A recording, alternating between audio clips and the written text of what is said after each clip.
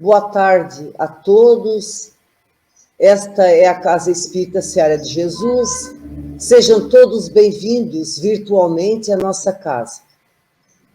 Antes da exposição doutrinária da tarde de hoje, convidamos todos vocês a elevar o pensamento a Deus e a Jesus em oração. Pai nosso, que estais nos céus, santificado seja o teu santo e sagrado nome. Venha a nós o teu reino, seja feita, Pai amado, a tua vontade, assim na terra como nos céus.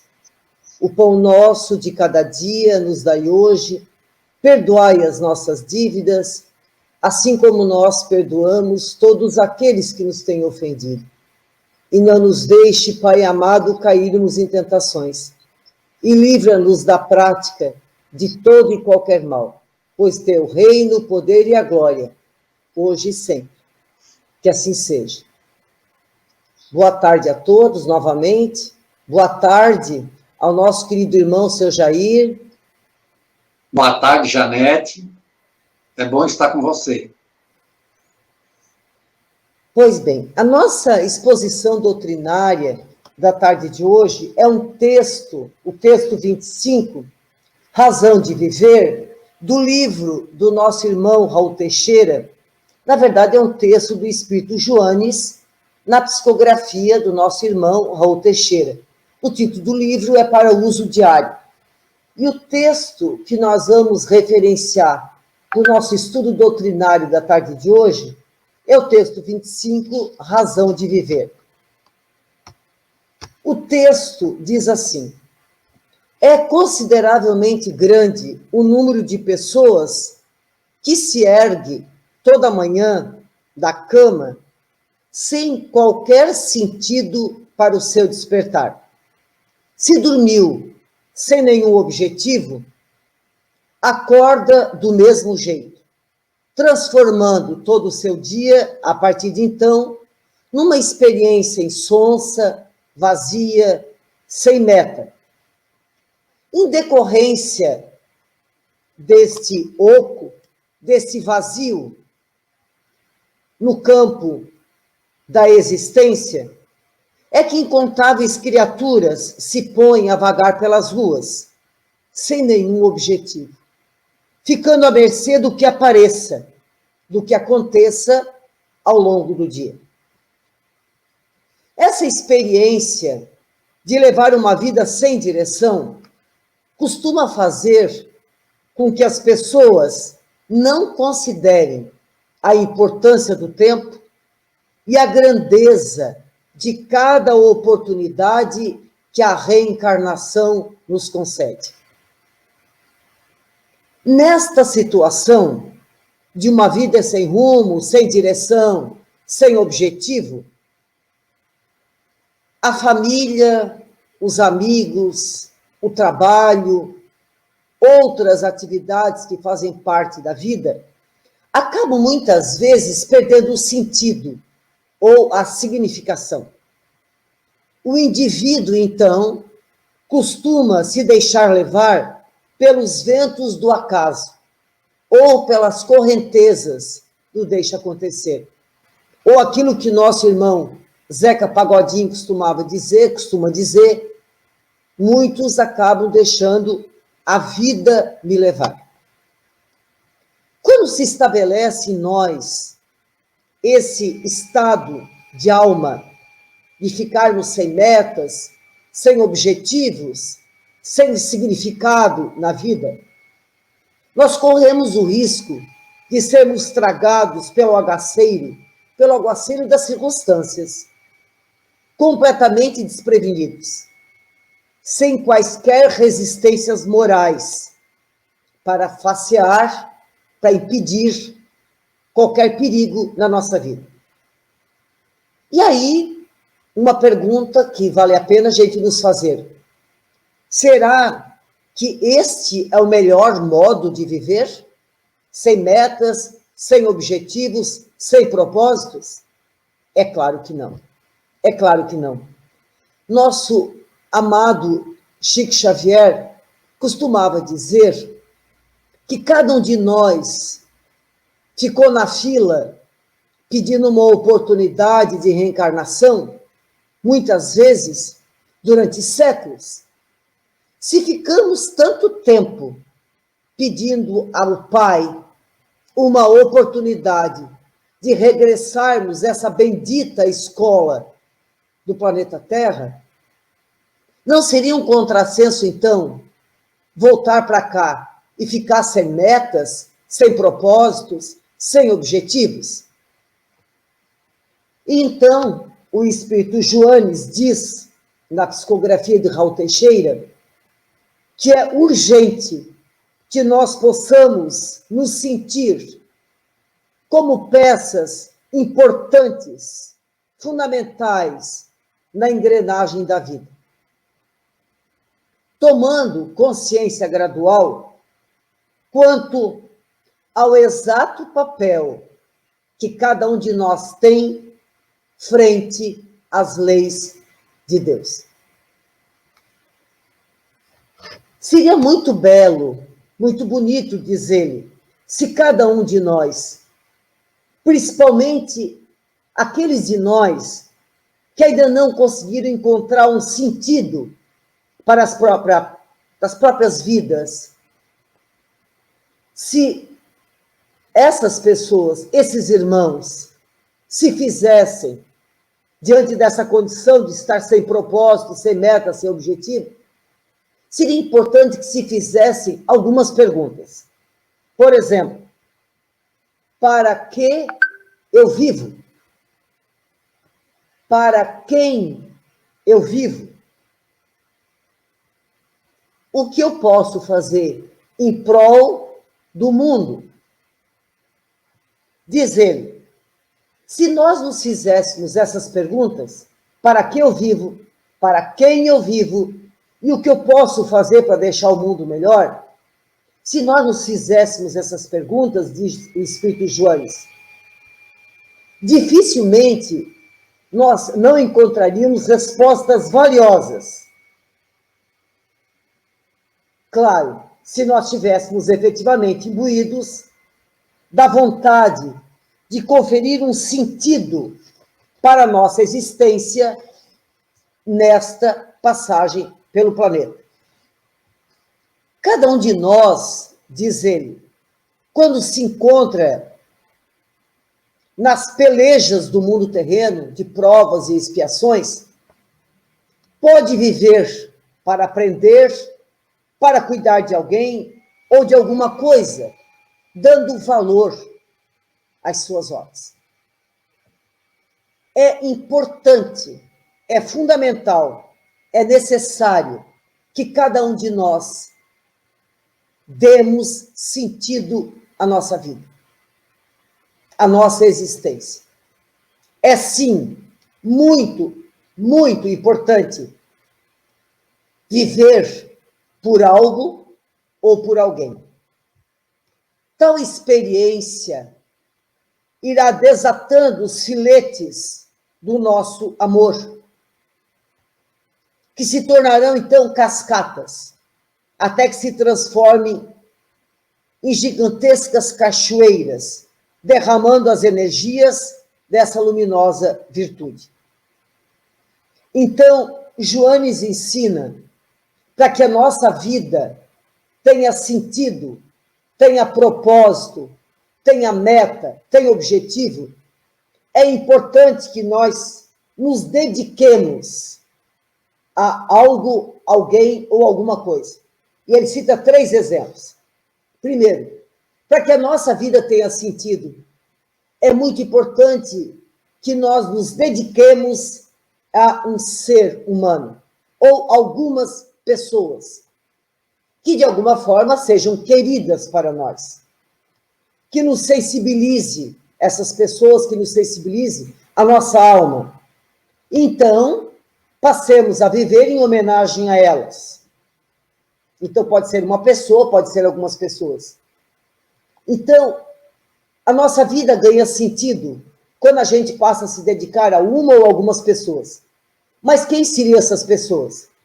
Pode ser nossos filhos, nosso esposo, nossa esposa, nossos pais, nossos netos, nossos irmãos de sangue ou irmãos espirituais.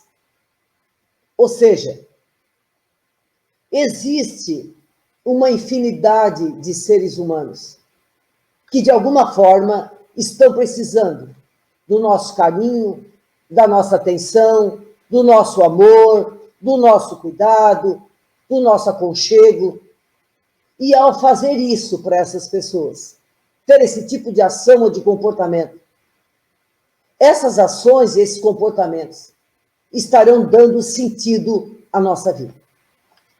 Um segundo exemplo que o Joanes diz que nós podemos fazer para que a nossa vida tenha sentido é nos dedicar a uma causa que nos pareça significativa para o bem geral da sociedade. Então, passemos a viver lutando por essa causa. Que causa poderia ser essa? Pode ser a causa das crianças, né? Temos orfanatos, temos instituições que cuidam de crianças, né, que foram, por alguma razão, afastadas dos seus pais, ou temos instituições de crianças que cuidam de crianças que o pai ou a mãe ninguém sabe onde está, ou porque faleceram, ou porque não estão por aí. Então, a causa que pode dar sentido à nossa vida pode ser lutar pelas crianças, né? Uma outra causa pode ser lutar pela juventude.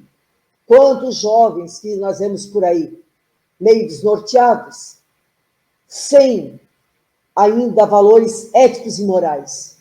Então, nós podemos nos dedicar aos jovens e, junto com eles, construirmos valores, princípios éticos, morais, humanistas, que ajudem essas criaturinhas, esses jovens, a crescerem com valores importantes alicerçados na vida deles, no coração deles. É uma outra causa. Podemos também nos dedicar aos idosos. Quantos idosos que nós vemos hoje morando sozinhos, né? Alguns em casas asilares, antigos asilos, né? Muitas vezes no prédio que a gente mora, na rua do nosso bairro, tem pessoas que moram sozinhas, já de uma determinada idade. Então nós podemos também nos dedicar a elas, fazendo visitas, ou nessa época de pandemia, telefonando, perguntando como estão, se não estão precisando de alguma coisa. Então, a nossa causa, que vai dar sentido à nossa vida, pode ser a luta pelo idoso, ou para ajudar a melhorar a condição de vida deles. Também temos os nossos irmãos indígenas, os nossos irmãos negros, nós temos os nossos irmãos da comunidade LGBT, nós temos as nossas irmãs mulheres, né? Quando nós olhamos as estatísticas de estudos científicos no nosso país, com relação à situação do índio, do negro, da comunidade LGBT ou da mulher, nós vemos que ali tem um caminho de luta muito grande, que nós poderíamos estar participando, contribuindo, ajudando nessas causas, né? Na cidade que nós moramos, seja lá a cidade que for, estamos hoje falando de Criciúma, mas isso cabe para qualquer um dos quase 5.600 municípios do nosso país. Em cada cidade, nós encontramos instituições que se dedicam às crianças, aos jovens, aos idosos, aos portadores de necessidades especiais.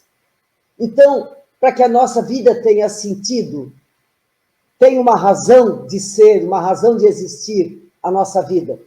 Diz Joanes, uma segunda opção, então, é que nós nos dediquemos a uma causa, que pode ser de uma criança, a causa dos jovens, dos idosos, dos portadores de necessidades especiais, índios, negros, mulheres, e aí vai. Então, participar, lutar junto, né, com esses atores sociais, ajudando, né, nessas lutas, nessas causas de Joanes, ajudará a dar sentido, significado à nossa vida. Um terceiro exemplo que ele nos dá que nós podemos nos dedicar para que a nossa vida tenha sentido, tenha uma razão de ser, de existir. Ele diz, nós podemos nos dedicar a cuidar de um jardim, de uma horta, cuidar de animais, cuidar do meio ambiente. Diz ele, apoie-se, seja no que for, desde que voltado para as fontes do bem. Isso contribuirá para alimentar o nosso íntimo, a fim de que os nossos passos pela terra não sigam a esmo, sem rumo. Então, escolher se dedicar a pessoas, se dedicar a causas, ou cuidar de animais, ou de jardim, ou de uma horta, enfim. Semana passada, eu conversava com um senhor aqui, um jovem, aqui de Criciúma, de quase 80 anos, e ele me dizia que só na comunidade dele, ele fez uma horta comunitária para que todos usufruam das verduras que ele plantou, e não contente com isso, ele ainda plantou 90 pés de árvores frutíferas. Claro que nós não precisamos repetir, né, o gesto, essas ações lindas desse jovem de quase 80 anos. Mas, como diz Joanes, para que a nossa vida tenha uma razão de existir, de ser, podemos escolher uma dessas três opções. Cuidar, fazer algo por pessoas, fazer algo por uma causa, lutar por uma causa, ou cuidar de animais, fazer uma horta, um jardim, porque isso vai ajudar a dar sentido à vida. Lembro de uma história, e não lembro se foi o Raul que contou, ou o Haroldo, acho que foi o Haroldo Dutra, que numa palestra dele ele contava uma vez que uma senhora estava em depressão profunda, já tinha procurado psiquiatra, psicólogo, todos os profissionais da área da saúde, e já ninguém mais sabia o que fazer para ajudá-la. E aí, um dia, conversando com um trabalhador humilde, modesto, como todos nós somos, de uma casa espírita, a pessoa perguntou para essa senhora, efetivamente, o que ela gostava de fazer antes de entrar no processo depressivo? O que ela gostava de fazer? O que deixava ela feliz? O que dava sentido à sua vida? E ela disse, antes de ter ficado tão doente como estou, eu me dedicava a violetas. Então esse trabalhador de uma casa espírita sugeriu, quem sabe a senhora volta a plantar vasinhos de violeta e passe a entregar e a distribuir graciosamente os vasinhos de violeta às pessoas que estão doentes ou acamadas no hospital, ou que procurem uma unidade básica de saúde, ou pessoas que estão doentes no seu bairro.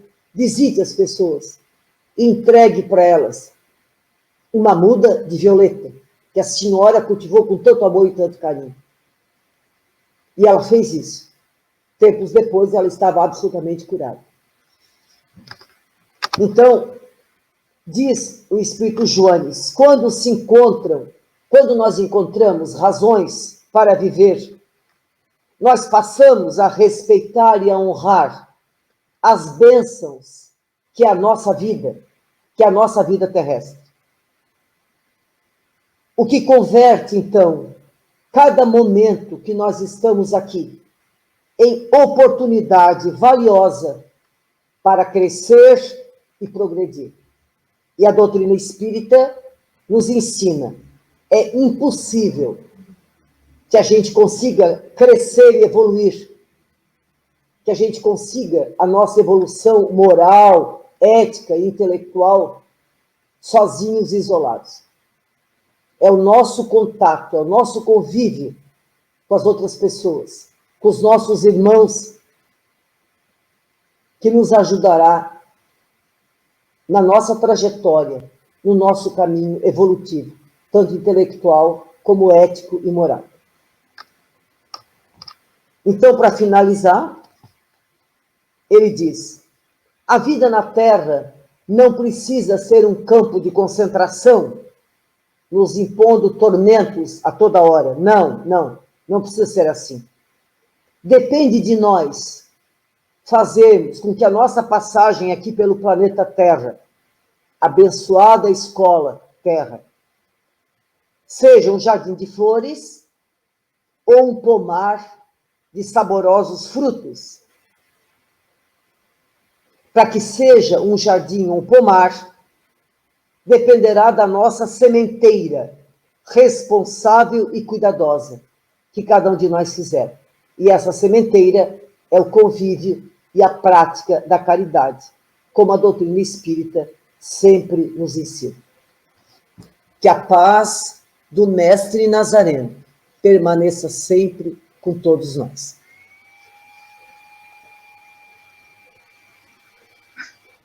Boa tarde, irmãs e irmãos de caminhada. Nós hoje vamos estudar, dar continuidade, né? Na parte segunda, o capítulo 6, que fala das considerações sobre a pluralidade das existências. Nós estamos, hoje então, na pergunta 247, que Kardec faz assim aos espíritos. Ele faz duas perguntas numa só. Ele faz assim: para verem o que se passa em dois pontos diferentes, preciso transportar-se a esses pontos? Kardec está falando dos espíritos. A segunda pergunta: podem, por exemplo, ver simultaneamente nos dois hemisférios do globo? E os espíritos respondem: como os espíritos se transportam aonde queira, com a rapidez do pensamento, pode-se dizer que vê em toda parte ao mesmo tempo. Seu pensamento é suscetível de irradiar-se, dirigindo-se a um tempo para muitos pontos diferentes. Mas esta faculdade depende da sua pureza. Quanto menos puro é o espírito, tanto mais limitada tem a visão. Só os espíritos superiores podem, com a vista, abranger o conjunto. E Kardec faz um comentário. Ele nos diz: no espírito, a faculdade de ver é uma propriedade inerente à sua natureza e que reside em todo o seu ser. Como a luz reside em todas as partes do seu corpo luminoso. É uma espécie de lucidez universal que se estende a tudo, que abrange simultaneamente o espaço, os tempos e as coisas. Lucidez para a qual não há trevas, nem obstáculos materiais. Compreende-se que deva ser assim. No homem, a visão se dá pelo funcionamento de um órgão que a luz impressiona. Daí se segue que, não havendo luz, o homem fica na obscuridade. No espírito, como a faculdade de ver constitui um atributo seu, a abstração feita de qualquer agente exterior, a visão independe da luz. Então, como nós vimos, meus irmãos, não existe distância, como se pensa aqui na Terra, porque a nossa visão é muito acanhada. Para os espíritos, não, como diz Kardec, e os próprios espíritos o falaram, né?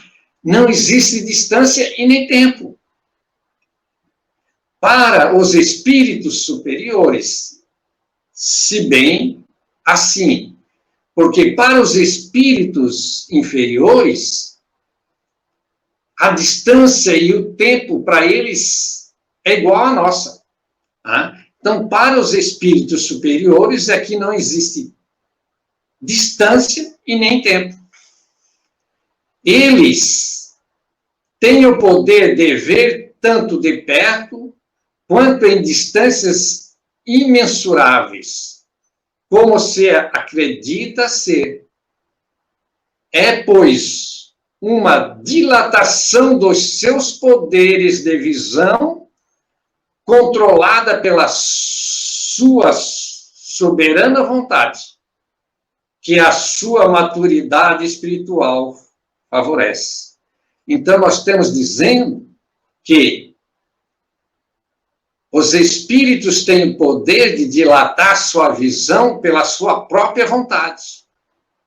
Além disso, há seus agentes de luz, como sendo os anjos, os espíritos de luz, os espíritos dos céus, os vigilantes da eternidade, que alimentam as leis que vibram em todos o universo.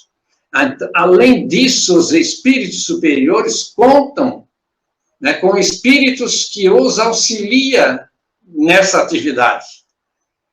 Para os espíritos puros, desaparece o tempo, como nós já falamos, o espaço, como é certamente, deixa de existir distância, que para nós outros são obstáculos. Então, para os espíritos superiores, não existe obstáculo. O espírito, de acordo com o seu crescimento espiritual, pode comunicar-se em muitos lugares diferentes ao mesmo tempo, por vários médios. Então, para os espíritos superiores, não tem dificuldade de estar falando com o Divaldo, lá na Bahia, ou com o Raul, no Rio de Janeiro, e assim por diante. Para eles não existe dificuldade nenhuma. Não tem outra expressão, nós não temos uma expressão que podemos dizer, que se expande ao infinito. Nós dizemos que os espíritos se expandem ao infinito, porque nós ainda não temos uma linguagem adequada. Então, como já dizemos, isso depende do crescimento da alma, no entanto, das qualidades que são inerentes ao espírito. Então, esperando o que toca da maturidade para desabrochar com a luz que espanta as trevas. Então, a maneira que os espíritos vão evoluindo, que nós também vamos evoluindo, com o nosso sentimento de amor, nós vamos espantando as trevas de perto de nós. Quando nós oramos, a escuridão que está em nós, ou está de redor de nós, ela desaparece. Vamos assim, analisando, vamos analisar assim uma imagem de uma televisão. Teremos uma ideia, assim, da presença dos espíritos em vários lugares ao mesmo tempo. Para nós tem uma coisa mais material. Então, vamos imaginar as imagens de televisão. Irradia uma imagem aqui da TV em Criciúma e espalha-se pelo Brasil e pelo mundo. Isso é importante nós observar, essa comparação que nós fizemos. Então, se o homem já tem capacidade intelectual de construir esses equipamentos, os espíritos superiores o que eles podem fazer com a sua própria mente, pela sua vontade. É um exemplo rudimentar, né? Mas nos serve de luz para nós observarmos a realidade espiritual. É um exemplo simples. Mas se nós aqui na Terra temos essa capacidade de construir, né, um equipamento que transmita a imagem para vários lugares, os espíritos superiores, que segundo os espíritos, a nossa mente tem uma potência incalculável, que todas as potências da Terra não possuem. Todas as potências juntas. Então, é importante que nós, né, tenhamos em nossa mente, né, este exemplo. Então, é natural quando diz, o espírito psicografou por um médium lá em Portugal, e no mesmo instante estava aqui no Brasil por vários médios também psicografando. Mas isso é impossível. Não. É lógico, é possível, é assim que os espíritos nos dizem. Então, nós vamos para a pergunta 248. O espírito vê as coisas tão distintamente como nós? Veja a pergunta de Kardec. Né? Os espíritos vê as coisas tão distintamente como nós? Né? Porque para nós vimos as coisas bem definidas, bem distintas. Né? E eles respondem, mais distintamente, pois que sua vista penetra onde a vossa não pode penetrar. Nada a obscurece. Então, o que nós podemos tirar, né, desta resposta, desta pergunta e resposta do Kardec e a resposta dos espíritos? No mundo dos espíritos se encontra em outra dimensão. Então, o mundo dos espíritos, né, a dimensão deles, a vibração deles é alta, ultra rápida e assim por diante, né, que nós não temos nem como dimensionar. E as nossas vibrações, né, a nossa dimensão vibratória aqui na Terra é lenta. Então, por isso, também a nossa dificuldade de trabalhar em vibrações mais altas. Para os espíritos puros, as barreiras da visão desaparecem quase por completo. É o poder semelhante aos aparelhos que se usam na astrologia. Mais uma vez, nós estamos mostrando algo mais palpável, né? Para se enxergar os astros que circulam no macrocosmo e para observar o microcosmo em relação ao corpo somático do ser humano, o espírito superior tem dentro de si com mais vantagem. Então, nós mostramos que, para nós enxergar, né, o macrocosmo, nós usamos o que hoje? Satélites. Enviamos satélite para o espaço, para de lá ele fotografar, ele filmar outros sistemas. Para os espíritos superiores, eles têm uma vantagem imensa. Eles bastam querer. Pensar. Basta acionar a sua vontade. Assim eles dilatam, né? Assim como a sua visão interior, né? Ele canaliza.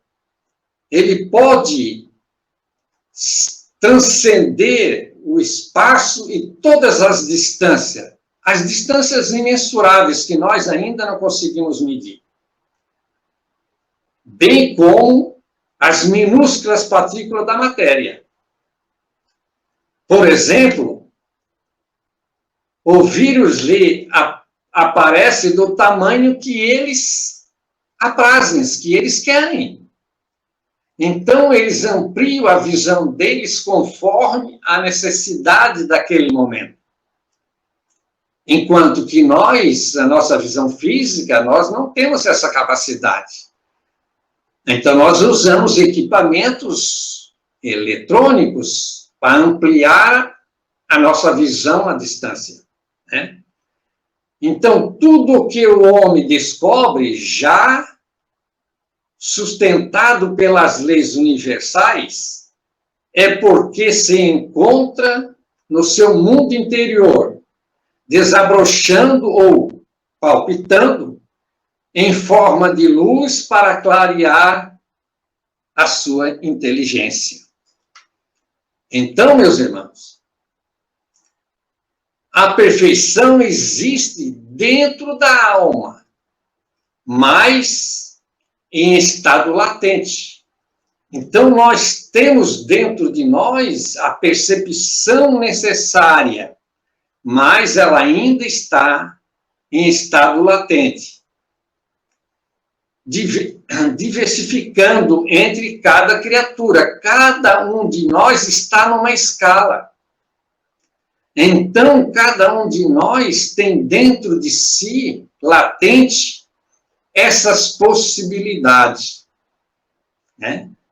Então, é importante, né, que nós saibamos que, nesta época atual que nós nos encontramos aqui na Terra, os nossos sentidos ainda estão obscurecidos pelas nossas dificuldades morais e espirituais. Se nós queremos ver mais longe, mais além da matéria bruta, nós temos que adestrar a nossa visão através do argumento do Evangelho de Jesus, que eles vai nos favorecer, vai fazer com que nós nos dilatamos as nossas percepções e poderemos observar o reino de Deus se irradiando por todas as formas, convidando os espíritos para a glória imperecível dos céus. Então, é importante que nós observamos que nós só vamos ampliando a nossa capacidade de sentimento, de visualização, através do nosso próprio esforço. Por enquanto, a nossa visão ainda é bem minguada. Por quê? Por falta do nosso esforço, né? Nós continuamos cegos e surdos, por falta de preparo, né, do nosso próprio esforço. Porque nós podemos dar qualidade espiritual e moral aos nossos sentimentos, mas para nós dilatar a nossa visão, nós podemos fazer o quê? Pelo processo do amor, de nos doar, como falou muito bem a nossa irmã Janete, né? Trabalhar pela caridade. Nós precisamos ser instrumento da esperança. Através da esperança que nós, né, demos àqueles que vêm em busca de um socorro, seja intelectual, moral, material, enfim, das nossas necessidades atuais. Então, meus irmãos, minhas irmãs, a nossa hora já se faz, Então, nós vamos, nesse momento, passar para o nosso passe. Vamos, antes, buscar Jesus para dentro de nós. Vamos buscar a palavra de Paulo, que ele disse que era para nós andarmos em amor, como também o Cristo nos amou e se entregou a si mesmo por nós. Pelo sacrifício, pela dor, ele expandiu o aroma, o antídoto que alivia todas as nossas dores. Vamos buscar esse Cristo.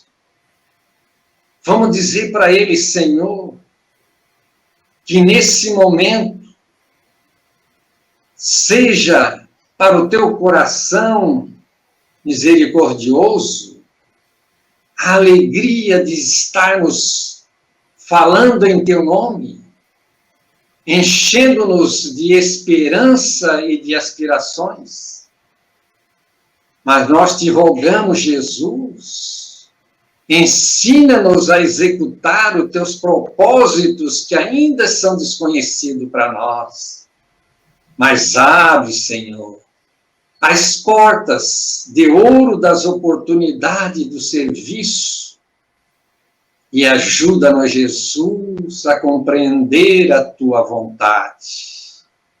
Por isso, nesse instante, Jesus, nós buscamos os espíritos de luz para derramar sobre todos nós, todos aqueles irmãos que estão em suas casas, com o pensamento em ti, Senhor, para que tu cures, Jesus, a doença da nossa alma, para que assim essas virtudes da cura seja transmitida para a nossa mente, para nosso corpo.